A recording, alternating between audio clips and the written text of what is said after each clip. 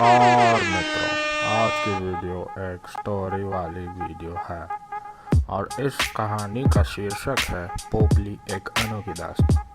तो चलिए जरा केडी भैया से जरा सुन लिया जाए।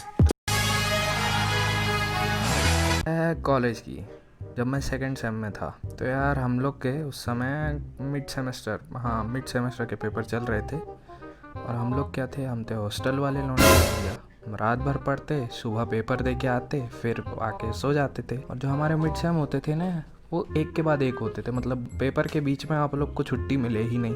तो ऐसे ही ना किसी दिन एग्ज़ाम था तो ना मैं पेपर दे के आके सो गया था। फिर मैं जब शाम में उठा तो मैं क्या देखता हूँ अपने कमरे के बाहर, मेरा रूममेट भूकंप, पोपली जो सामने वाले रूम में रहता है, और मखीजर जो एक और सामने वाले रूम में रहता है। वो तीनों ना भैया पता नहीं उन्हें क्या चलो मची साले स्विच तोड़े जा रहे हैं, हर रूम के मेन वाले स्विच। तो भूकंप ने मखीजर का स्विच तो तोड़ दिया, वो अच्छे से टूट गया और उनके रूम की लाइट भी नहीं गई।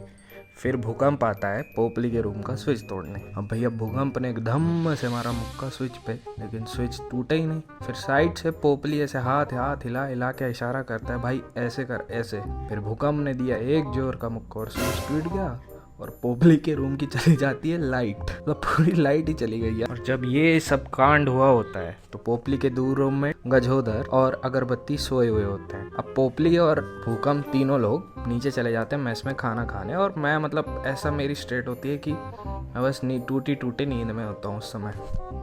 वो दोनों भी ना पता नहीं कौन सा साला माल फूक के सोए थे। जब लाइट पूरी चली गई एकदम भुवनेश्वर वाली की गंदी गर्मी में, वो लोग 1 घंटा बाद उठे पूरा। तो वो लोग जब सो के उठ रहे होते हैं, मैं चले जाता हूँ खाना खाने। मैंने उनको बोला भाई चल खाना खाने, तो वो बोलते हैं चल भाई तू जा मैं आ रहा हूँ। हम लोग के हॉस्टल में एक रूल होता है कि शाम को सबको 7 या 8 बजे बायोमेट्रिक देना पड़ता है। तो मैं जाता हूँ हॉस्टल के रिसेप्शन पे बायोमेट्रिक देने। वहाँ मैं देखता हूँ अगरबत्ती और गजोदर भैया कंप्लेन लिखवा रहे होते हैं।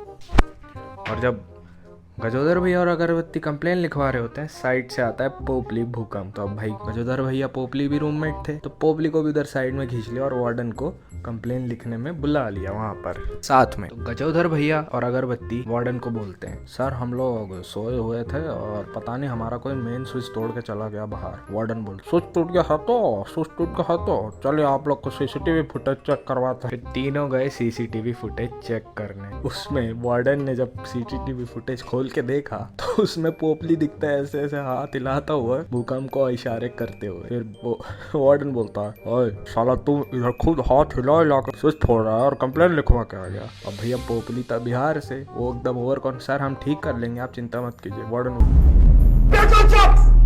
करेगा स्विच, बड़का इंजीनियर बन रहा है तुम। फिर वार्डन बोलता है तुम लोग जाओ हम देखते हैं तुम्हारा क्या करना है। फिर तीनों चले जाते हैं अपने अपने रूम। सोचली अपनी एकदम रूम पे आके कहता है, भाई हम कर लेते, भाई हम कर लेते, भाई हमको आता है, हम घर पे अपना किए हुए हैं भाई, बहुत कुछ किए हैं।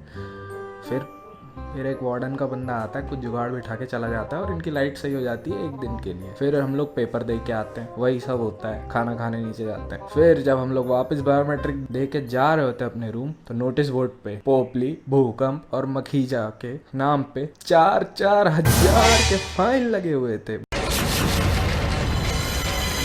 बाप रे बाप मतलब हम